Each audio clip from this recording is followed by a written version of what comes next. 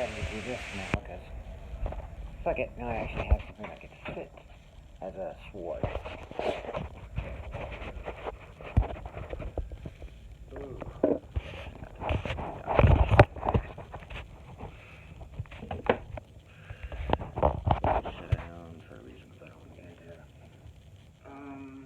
I guess I'll do fine.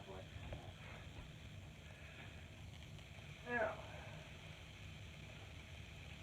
see enough. Yeah, yes you can, kind of, alright. Like what I was saying, like when I had the paper thing for the first show, like, okay, it's a buckler, it's not an actual big full shield, but it would protect you. So like what I was saying with the whole Roman thing, like it would stab here and it would push here, it would push down here and stuff. The reason you don't just go wham, or snap, or schlock,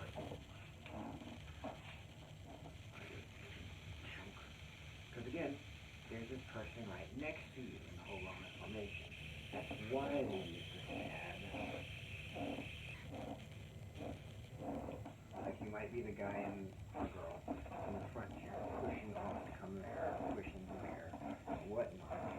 The person who keeps the helm, keeps your shield up here to keep arrows from popping down that way. This is great for attack, but if you come back here and you hit this guy, whether his shield is up or not, that's a distraction he doesn't need. So that's why the Roman army used more stabbing techniques. Not that I'm saying stabbings aren't good, but it's like everything else. Jab is only going to get you so far if you don't have a good hook. Anyway, you get the picture. So yeah, this can still protect you and whatnot, and it is useful for that.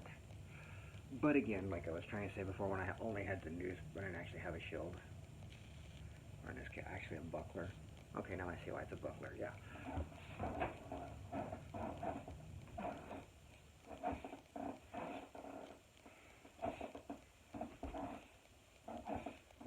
So this is nice and all.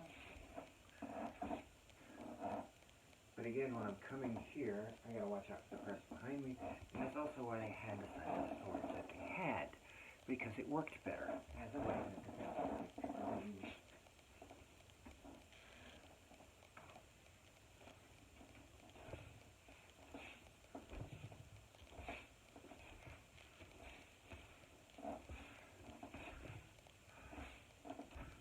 Like if you could catch somebody's sword, pull it up, and come in, pull it down, and whatnot. This is still a lot more appropriate, but you're not going to really want to go here, or here,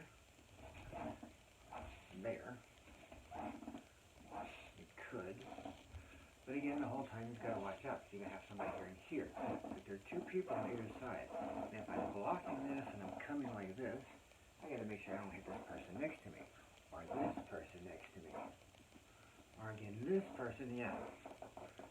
They don't have their sword up and down, they're cut or dead. They do. I've still hit their shield. And this is just a buckler, so this is actually going to be lots more movement of range and whatnot, like with a shield, which is kind of there. So it's got a lot more to it. So yeah.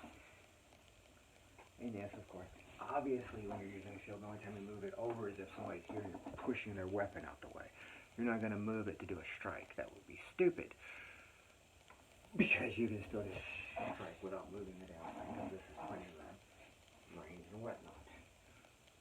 They do it in the movies like this because it looks cool. The only time you actually move like this is if somebody's throwing a sword at you and attacking, you're using it to knock them over. Because again, this is still an extension, and I can still use this to push you over. I never get a grip though. Oh well, fuck it. They can use it there. Completely right, but it's usually going to be like this to hit there. Yeah, or there.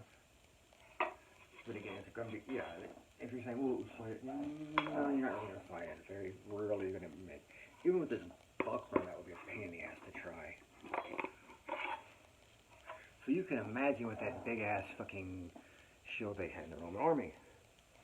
Or just a regular Viking shield, this is still way bigger than this. You know, this is enough to protect your face. in your head and your chest and whatnot.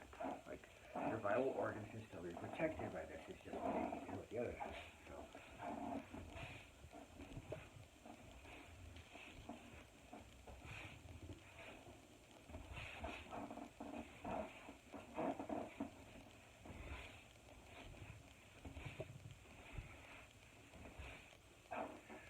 you can push it down. Again, you're probably saying, well, that wouldn't be a great idea with your... Yeah, but again, buckler versus shield. If you have a big shield, you can push it down because it's almost to where your shield's protecting a lot of your body, so you can still push down and still probably carry over and come over and just bump right in their throat. Bump. Because again, they're having to use this. It's the same principle of hitting somebody with a fist when they're already throwing a punch.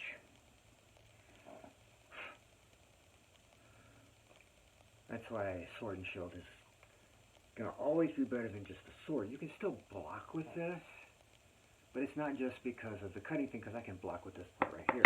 Unless it's a two-edged sword, or I can use this part.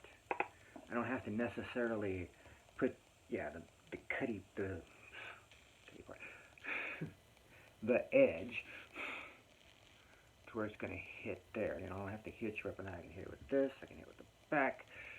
Unless it's a two-edged sword, then I'm going to have to probably use it at some point, but whatever, still, you can sharpen it again.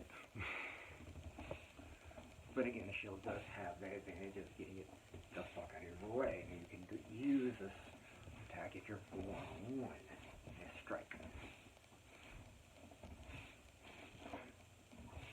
But the reason why, but the point, the stabbing is useful, and you're going to want to stab people, fight if you were a warrior in a battle, shit like that. Probably not every day, I hope not. But again, the reason the Romans use more of a stabbing instead of a slice is because of, again, unless I'm just stabbing like that,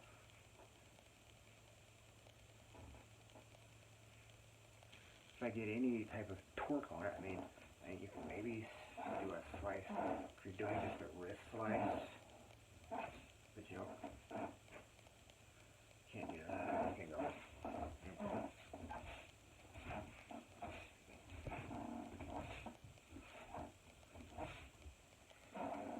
You don't have, because you have, someone on your side there, you can probably just do it. But it's not going to get as much action as good.